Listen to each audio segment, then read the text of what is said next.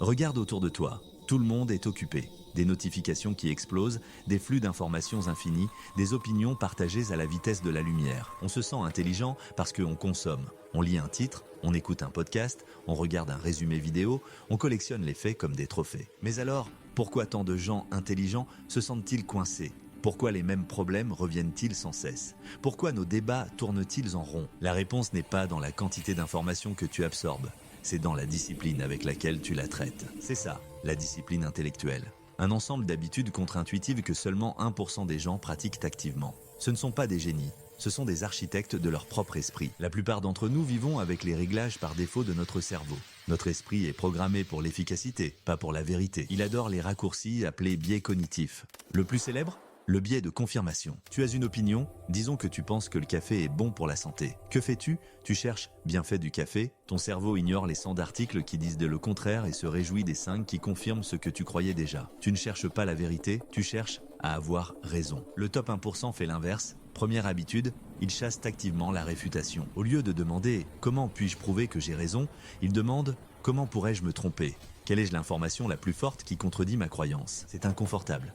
C'est comme un entraînement pour ton ego, mais ça le rend plus fort, pas plus fragile. Action concrète. La prochaine fois que tu as une opinion forte, passe 10 minutes sur Google à chercher activement des arguments contre ta position. Pas pour les ridiculiser, mais pour les comprendre. Deuxième habitude, ils pensent en système, pas en événement. Le 99% voit un problème et cherche un coupable ou une solution unique. Mon projet a échoué parce que mon collègue est incompétent. C'est une pensée linéaire. Le 1% voit le même échec et demande quels sont les processus, les incitations et les boucles de rétroaction qui ont rendu cet échec probable. Exemple, tu veux perdre du poids ? La pensée événementielle dit « Je dois faire un régime et du sport pendant 30 jours ». C'est un objectif. La pensée systémique dit « Je dois construire un système où la perte de poids devient un sous-produit naturel ». Cela inclut ne pas avoir de malbouffe à la maison, préparer ses repas à l'avance, trouver un sport qu'on aime vraiment, se coucher à heure fixe. Tu ne te bats plus contre le système, tu le changes. Action concrète. Prends un problème récurrent dans ta vie.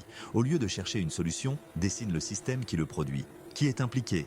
Quelles sont les règles ? Quelles sont les boucles de rétroaction ? Troisième habitude, ils déconstruisent les problèmes jusqu'au premier principe. La plupart des gens raisonnent par analogie. On a toujours fait comme ça.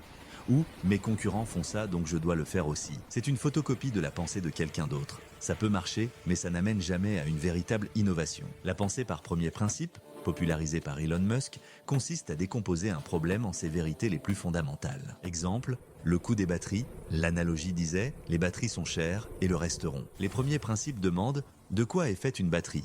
Quels sont les matériaux de base ? Lithium, nickel, cobalt ?» Quel est leur coût sur le marché ? En découvrant que le coût des matériaux était 10 fois inférieur au prix de la batterie, Musk a réalisé qu'il pouvait la construire lui-même pour beaucoup moins cher. C'est la naissance de la Gigafactory. Action concrète, prends une croyance que tu tiens pour acquise.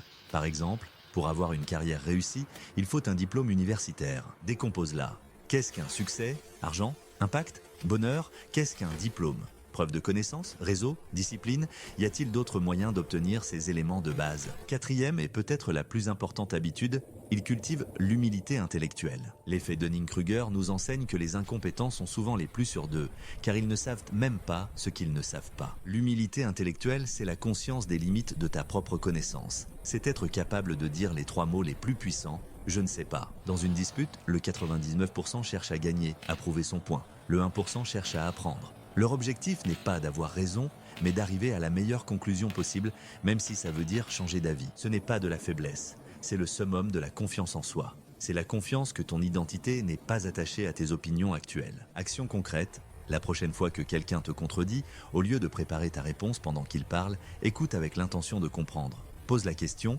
qu'est-ce qui te fait penser ça ? Aide-moi à voir les choses de ton point de vue. Chasser la réfutation, penser en système, revenir au premier principe, cultiver l'humilité.